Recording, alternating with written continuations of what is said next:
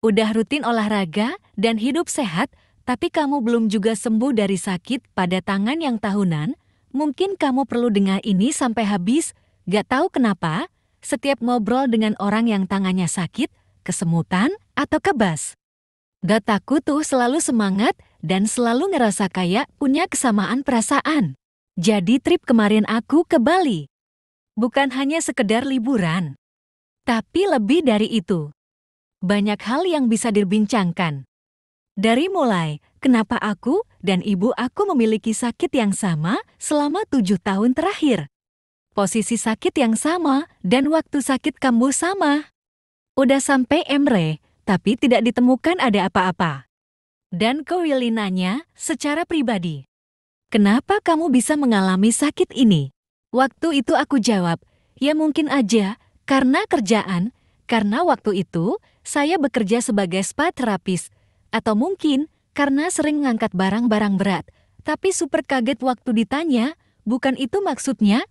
Apakah kamu punya perasaan marah, kecewa, nggak bahagia dalam hidup, atau ada masalah yang mengganggumu?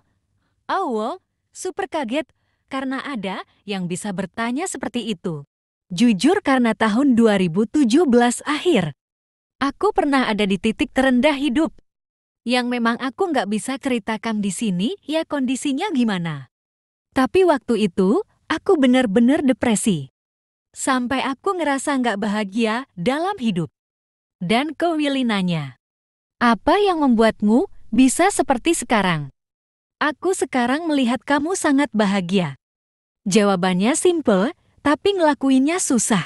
Ia memaafkan, bukan untuk orang lain, tapi untuk kebaikan diri sendiri.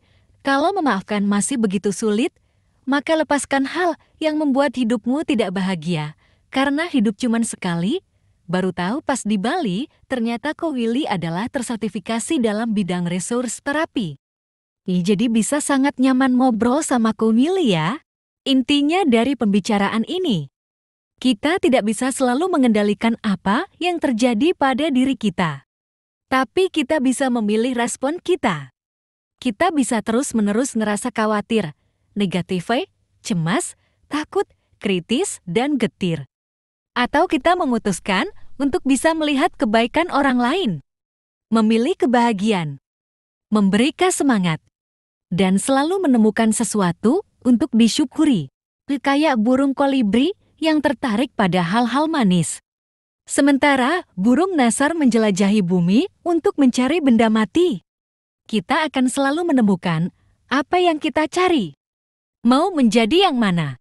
Percayalah kita bisa melawan kecemasan dengan harapan. Kita bisa melawan rasa takut dengan memberikan kata-kata yang memberi kehidupan. Kita bisa menolak untuk hidup dalam ketakutan. Jadi kita itu berharga dan kita berhak hidup dengan bahagia dan sehat.